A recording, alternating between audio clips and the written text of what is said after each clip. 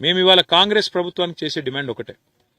కేసీఆర్ గారి ఆలోచన ఇక్కడి నేత కార్మికులు ఆసాములు కావాలి, వర్కర్ ఓనర్ కావాలి, ఎన్ని రోజులు వేరే వాళ్ళ కింద పనిచేయాలి, మీరు ఇంకో 10 మందికి ఉపాధి ఇచ్చే వాళ్ళుగా తయారు కావాలి, ఇక్కడి పరిశ్రమ విస్తరించాలి, సిరిసిల్ల కూడా ఒక తిరుపూర్ మాదిరిగా 1000 కోట్ల వస్త్ర ఉత్పత్తులను తయారు చేసే స్థాయికి చేరాలన్నది కేసీఆర్ గారి ఆలోచన. ఇవాళ వారి ఆలోచనకు అనుగుణంగానే అపారెల్ పార్కులో 2 పరిశ్రమలు మేమే తీసుకొచ్చాం. గ్రీన్ నీడిల్ అనే పరిశ్రమ, అక్కడ ఇవాళ తయారయ్యే ఉత్పత్తులు న్యూయార్క్ పోతా ఉన్నాయి. అట్లాగే పక్కనే ఉండే టెక్స్పోర్ట్ అనే పరిశ్రమ, అందులో కూడా ఇవాళ దాదాపు 2000 మంది మహిళా సోదరిమణులు పనిచేస్తా ఉన్నారు. మా ఆలోచన ఇక్కడ ఏముండే అంటే, ఇక్కడ దాదాపు కనీసం ఒక 1500 మంది మా నేత కార్మికులు ఆసాములు కావాలి. పక్కన అపారెల్ పార్కులో ఒక 25,000 మంది మా ఆడబిడ్డలకు ఉపాధి కలగాలని చెప్పి 200 ఎకరాల్లో ఇంత అద్భుతంగా మేము ఈ కార్యక్రమాన్ని తీసుకున్నాం.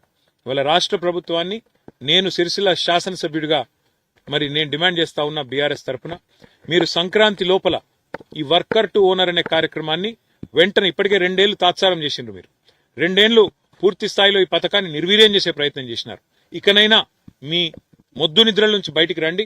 వెంటనే సంక్రాంతి లోపలే ఈ వర్కర్ టు ఓనర్ అనే పథకాన్ని స్టార్ట్ చేయాలి. దానికి తగిన మొత్తంలో మరి పూర్తి స్థాయిలో పవర్ లూమ్ సబ్సిడీ మీద కొనడానికి గతంలో ఏ ప్రణాళికలు అయితే ప్రభుత్వం రూపొందించిందో దానికి అనుకూలంగా వచ్చే బడ్జెట్లో కూడా డబ్బులు పెట్టాలి.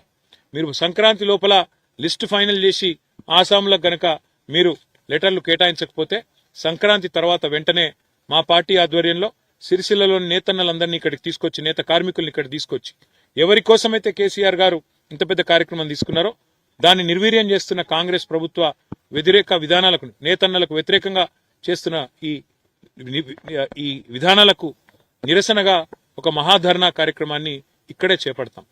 దాదాపు ఒక 10,000 మందితో మొత్తం సిరిసిల్ల పట్టణాన్ని కదిలించి ఈ కార్యక్రమాన్ని తీసుకుంటాం. అపారెల్ పార్క్ కూడా ఇవాళ కొత్త పరిశ్రమ ఒక్కటి కూడా రాలేదు 2 ఏళ్లలో. ఆనాడు కేసీఆర్ గారి ప్రభుత్వంలో మేము తీసుకొచ్చిన 2, ఒకటి గ్రీన్ నీడిల్, రెండోది టెక్స్పోర్ట్. ఇవి తప్ప ఒక్క పరిశ్రమ కూడా కొత్తగా తెచ్చిన తెలివి కూడా వీళ్ళకి లేదు.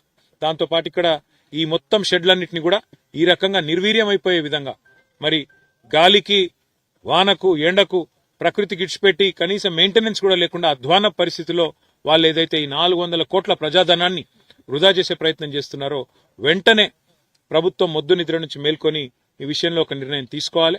వెంటనే ఆసాముల లిస్టు తయారు చేసి పారదర్శకంగా మొత్తం మేమేదైతే 1500 మందిని ఆసాములు చేయాలి కార్మికులు అనుకున్నామో ఆ విధంగా మరి ఇక్కడున్న సంఘాలతో మాట్లాడి పారదర్శకంగా లిస్టు తయారు చేయాలి. లేకపోతే సంక్రాంతి లోపల ఈ కార్యక్రమం పూర్తి చేయకపోతే పెద్ద ఎత్తున నిరసన కార్యక్రమం తీసుకుంటాం. ప్రభుత్వాన్ని వదిలిపెట్టాం. నేను శాసనసభలో కూడా ఈ అంశం మాట్లాడతాను, ప్రభుత్వాన్ని అడుగుతాను.